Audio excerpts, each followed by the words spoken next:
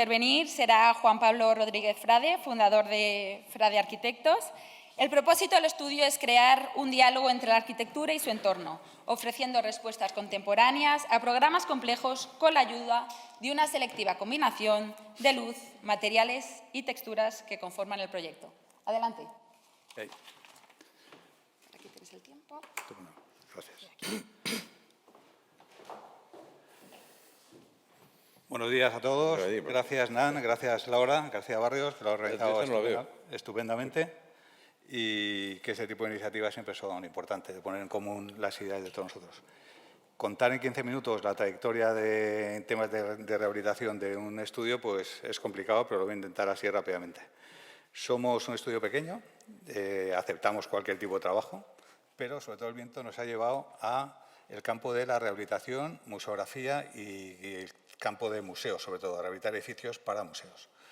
Los edificios con el que empezamos realmente fue con la rehabilitación del Palacio de Carlos V como Museo de la Alhambra, un edificio muy singular, muy visitado, muy conocido, que cuando tuvimos el encargo allá en el año 1995, a finales del siglo XX, hace ya mucho tiempo, vimos que aunque estaba en uso el edificio realmente había estado con ese aspecto hasta el año 1920, nunca se había llegado a terminar, era un edificio inacabado.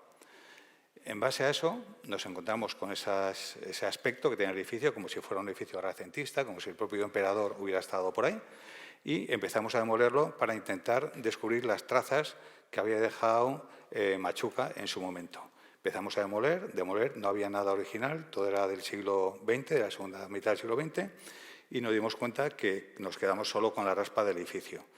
Y al final lo que hicimos fue insertar un museo del siglo XXI en los restos de un edificio del siglo XVI. Y bueno, pues se trataba un poco de ese diálogo de potenciar tanto las colecciones como el edificio. Y al final se dio la paradoja que el Palacio de Carlos V es un edificio inserto en una estructura de arte islámica y ahora es una inmensa vitrina de ese arte que en su momento enterró.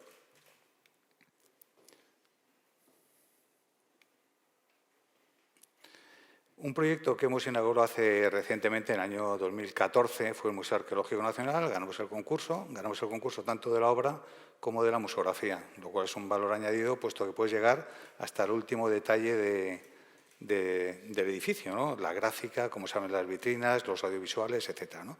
Lo hicimos con un equipo bastante potente, primero con Acciona y luego con EMTI, con una empresa muy buena en el campo de museografía. Y en este caso es un edificio que conocéis, la planta comparte uso con la Biblioteca Nacional. Es un edificio que la planta era muy simbólica en su origen. El exterior era inicialmente museo y el interior, la cruz interior, era biblioteca. De tal manera que los bienes materiales custodiaban el conocimiento inmaterial que estaba en la biblioteca central, en la cruz. Las piezas protegían del polvo, del ruido, de las bombas, los libros que estaban en el interior. Los problemas que surgen en ese edificio es, como en todos, de rehabilitación, que son adecuación a la normativa, accesibilidad, código técnico, lenguaje formal, discurso museológico. Al final son temas que comparten todos los usos, todos los proyectos de rehabilitación y que, bueno, que no son menores, porque son edificios BIC, bien de interés cultural. Por un lado, el Ministerio no te deja tocar el edificio o la propiedad, pero por otro lado los tienes que adecuar a una normativa que muchas veces es casi imposible. La intervención más señalada, digamos, ¿no?, es el nuevo acceso, que entramos por una rampa, que entramos a la cota -1 para poder entrar dejar en ese espacio la zona de acogida con salón de actos, exposiciones temporales, tienda, cafetería, etcétera, y las salas, las plantas nobles, mantenerlas como exposición permanente. Recuperamos unos patios. Inicialmente, en el siglo XIX, los patios estuvieron cubiertos, pero luego, si conocéis el museo como estaba antes, la cubierta no existía. Luis Moya, en los años 50, la desmontó por tema de filtraciones, goteras, etcétera, y nosotros la hemos recuperado, por un lado, para recuperar la tipología de patio cubierto, que siempre es importante en un museo, por otro lado, porque es un metro cuadrado en Madrid, probablemente el más caro de Madrid. Entonces, para exponer piezas de gran formato que no se fotodegraden, piezas de arte romano o protohistoria, y intentamos también que todo el museo, digamos que se fundamente sobre los dos patios que hay simétricos en el edificio. Luego tiene muchos guiños el edificio, ¿no? Como esas entradas que hicimos con esos cambiados de bronce, que recordábamos lo que decían los clásicos, que las puertas de los palacios, de los museos, de las iglesias deben ser estrechas y altas, para que entre la persona y su dignidad. O sea, el polo opuesto de un centro comercial, que es una puerta muy baja y muy ancha, ¿no? Sino que la gente que entre en el museo se dé cuenta que entra en un sitio que tiene que guardar un cierto respeto, que se ha entrado en uno, que, bueno, que es un sitio relevante. Hicimos, bueno, una serie de escaleras en el centro, en los patios, que son casi como espacios, como nuevas salas del museo, más que como espacios de distribución. Un nuevo espacio de acogida, el espacio de recepción, donde la ciudad entra en el museo y el museo sale a la ciudad, como el mercado previo al templo, un espacio donde no hay que pagar, que es muy importante en el museo, solo hay que pagar para entrar en la exposición permanente, pero puedes ir a comprar a la tienda, a la cafetería, a tomarte un café, a ir a una conferencia, sin necesidad de pasar por taquilla. Aquí, como digo, también hicimos la museografía, que es una disciplina poco conocida, pero que algunos conoceréis a lo mejor, que se trata de establecer los recursos que relacionan el edificio, el visitante y las colecciones, para que la visita sea más enriquecedora. Cómo se expone una pieza en cuanto con qué fondo se expone, veis la Dama de Elche con un fondo rojo, con qué iluminación, cómo es la vitrina, cómo es la conservación preventiva, cómo es el nivel de iluminación y el nivel de temperatura, cómo dialoga una pieza con otra. Y en cuanto a la museografía, claro, muchas veces se piensa que el arquitecto tiene demasiado protagonismo, que la museografía debería ser neutra, a lo cual yo me opongo totalmente, ¿no? La museografía tiene que ser muy intencionada. Es muy difícil imaginarse los espacios que recordamos con mayor emoción museográficos, Castelvecchio, la Vittoria Samotracia, las Meninas, siempre son espacios llenos de museografía adecuada, con un fondo bueno, pero las Meninas no funcionarían en una sala de fondo blanco. Castelvecchio no funcionaría tampoco con una museografía que podríamos llamar negra. Es absolutamente intencionada para potenciar esos valores. Las piezas no se crearon para estar expuestas en un museo, se crearon para estar expuestas en otro sitio y mucho menos para estar expuestas junto a otras. Entonces, la museografía lo que hace es canalizar esas energías para que todas las piezas se puedan contemplar, se puedan entender y se pueda llegar al conocimiento a través de la emoción que te produce esa contemplación. Otro museo que inauguramos aquí en Madrid, que es muy desconocido, cosa que me da un poco pena, porque está en un sitio maravilloso, está en Tribunal, al lado de Pachá, en Fuencarral, un sitio por donde pasan miles de personas todos los días, que es lo que se llamaba antes el Museo Municipal de Madrid, que ahora se llama Museo de Historia, que fue el antiguo hospicio de Madrid. Fue una obra que duró como 12 años, 3 o 4 fases, y lo más importante que hicimos en este edificio, que os aconsejo que vayáis a verlo, no por nuestra obra, obviamente, sino hay una maqueta de Madrid de León Gil del Palacio, de 1829, preciosa, o sea que es casi como un acta notarial de cómo era el Madrid de ese momento. Si tú haces una foto de una zona de Madrid y vas con esa foto a la Comisión de Patrimonio, te lo van a aceptar, porque Madrid era así.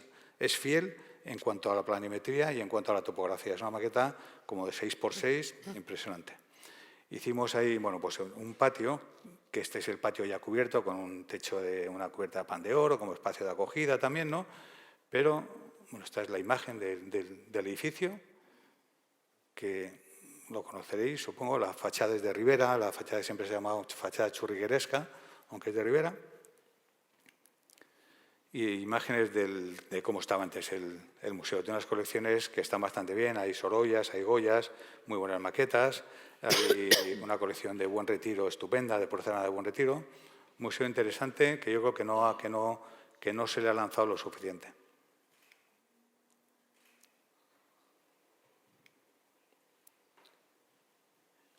Debajo, al lado de la maqueta de León Gil del Palacio, hay una maqueta del Teixeira, que hizo el maquetista Juan de Dios Hernández, Jesús Rey, una maqueta muy grande basada en el plano de Teixeira, de madera tallada, que también te da muy buena idea de la evolución de Madrid.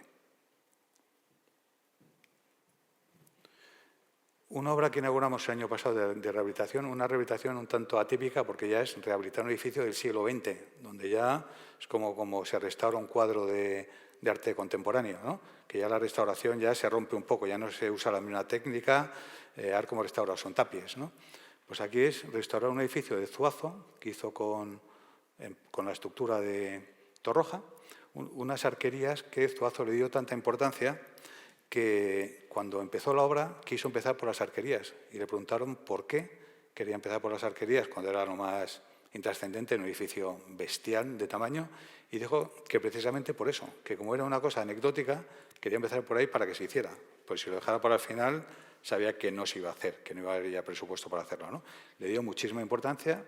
Es un espacio que todos conocemos, los arquitectos conocemos muy bien, puesto que se han hecho exposiciones fantásticas de arquitectura, de Renzo Piano, de Foster. O sea, era como el espacio de ir los jueves a la inauguración de esas exposiciones.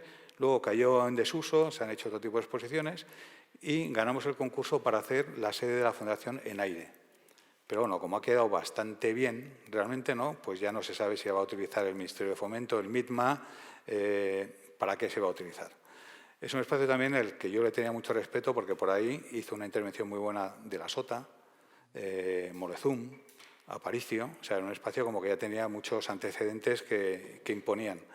Aún así, cuando se te mire tantas veces y una visión global, pues acabó siendo una especie de Frankenstein con lleno de escaleras, de plataformas, ascensores, aseos en un sitio que no se encontrabas, etc. Y lo que hicimos nosotros fue, bueno, lo podéis ver, obviamente, es racionalizar un único núcleo de comunicación y que se pueda funcionar, las 3 plantas pueden funcionar de manera todas juntas o cada planta de forma independiente. Ministerio de Fomento, que yo creo que pensaba yo que era el edificio más grande de España, ¿no? Hace poco leía que era la Laboral de Gijón, pero bueno, deben estar por ahí.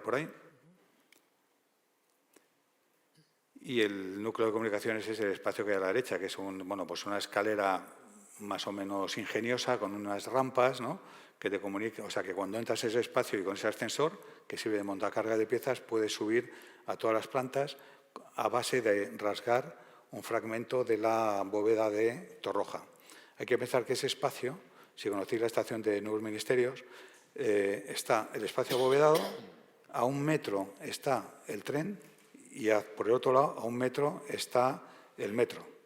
Entonces es como muy difícil de intervenir en ese espacio, ¿no? Entonces todo había que hacerlo dentro.